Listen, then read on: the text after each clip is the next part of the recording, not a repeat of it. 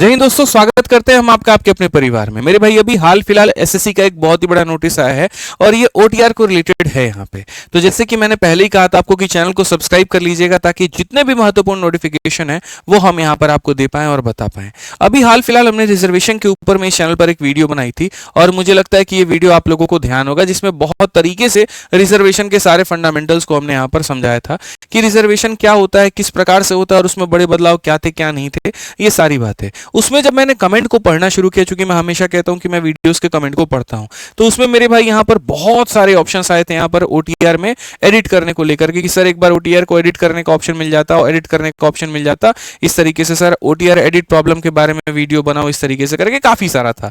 ठीक है, तो यहां पर मेरे भाई मुझे पता था कि बच्चे परेशान है। अब बोलोगे ओटीआर में एडिट का क्या परेशानी है, तो अरे भाई परेशानी थी, सुनो मेरी बात को।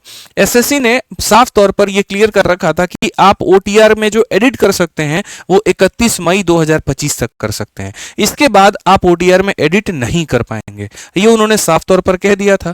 अब मानो मैं एक स्टूडेंट हूं, सीजल का मुझे फॉर्म भरना है, 31 मई के डेट तक मेरे भाई मेरा ग्रेजुएशन का डिग्री नहीं आया, तो मेरा हायर क्वालिफिकेशन में क्या भरूंगा? 12th ही तो भरूंगा, हवा में थोड़ी भर दूंगा कि हाँ मेरे इतने परसेंट थे, मैं इस कॉलेज से पास हुआ था, जब तक डिग्री नहीं है। हमने 12th भर दी, लेकिन अभी जैसे सीजल का नोटिफिकेशन आता है मुझे पता है कि मैं उसके लिए एलिजिबल हूं और मेरा मार्कशीट भी आ गया, मेरा सारा चीज भी आ गया और फॉर्म के अंतिम डेट के पहले तक का आ गया, तो मेरे भाई मैं तो कायदे से एलिजिबल हो गया। एलिजिबल हो गया तो ओटीआर में मुझे एडिट करने देना चाहिए, लेकिन जब ऑप्शन ही खत्म हो गया तो मैं क्या करता, मैं वहां परेशान हो गया। इसी चीज को लेकर के बच्चों के अंदर में था और दो बातें थी जिसको एसएससी ने साफ तौर पे अपने नोटिस में कहा है कि मेरे पास में भर भर के बच्चों के मेल आए। एक तो लेकर के ओबीसी और ईडब्ल्यूएस कैटेगरी के सर्टिफिकेट को लेकर के कि उस समय हो सकता है काफी सारे बच्चों ने अप्लाई किया था, सर्टिफिकेट उनका बन करके नहीं आया था, तो उन्होंने जनरल कैटेगरी बन करके भर दिया था। लेकिन चूंकि अब फॉर्म भरने का डेट आया है और फॉर्म भरने के डेट के पहले तक उनके पास में ये सर्टिफिकेट आ चुका है, तो कायदे से वो इस कैटेगरी का लाभ ले सकते हैं।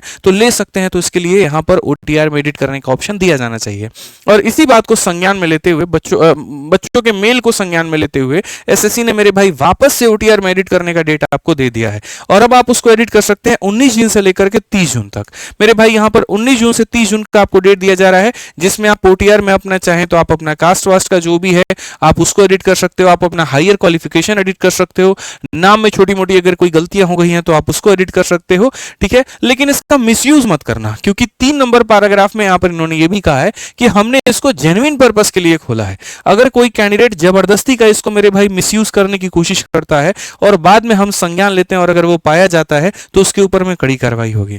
इस समय एसएससी बड़े खतरनाक मोड पे है, आप इस बात को जान लीजिए। सेंटर पर भी कोई बच्चा किसी से अगर बात कर रहा है ना, तो वहां का भी सीसीटीवी का सर्विलांस मंगा करके सीधा उसको नोटिस भेज रहा है कि जी आपका बात खत्म, पेपर कैंसिल हो गया।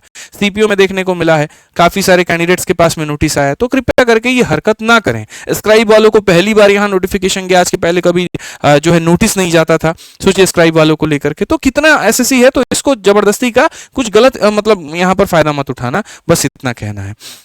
बाकी एसएससी ने यह भी कहा है कि भाई देखो, तुम्हारी अगर कोई भी बात है, तुमको कहीं भटकने की जरूरत नहीं है। अब कोई बिहार का बच्चा है, नॉर्दर्न रीजन से मानो भरा था, वहां पे दिल्ली उसका सेंटर था, ठीक है, दिल्ली एसएससी ऑफिस में उसकी समस्या थी। अब उसको दिल्ली आने की जरूरत नहीं है, किसी भी तरह का कोई भी अगर परेशानी है तो वो मेल कर सकता है, ठीक है, या फिर वो टोल फ्री नंबर पर टेलीफोन कर सकता है। पहले के फॉर्म में मेरे भाई एसएससी टोल फ्री नंबर नहीं देती थी, लेकिन अब जब जब नोटिफिकेशन आता है वो टोल फ्री नंबर भी देती है। ठीक है, तो खुद की टेलीकॉलिंग टीम भी उन्होंने बैठा रखी है इस बात को लेकर के, तो आप आराम से उनसे पूछ सकते हैं और अपनी जानकारी संतुष्ट कर सकते हैं। बाकी इसके अलावा भी अगर आपका मेरे भाई कोई भी बात है तो वीडियो के कमेंट बॉक्स में आप जरूर बताइएगा तसल्ली से, हम उसके ऊपर में भी वीडियो बना देंगे। और चैनल आपका अपना है तो इसको सब्सक्राइब जरूर कर लीजिएगा।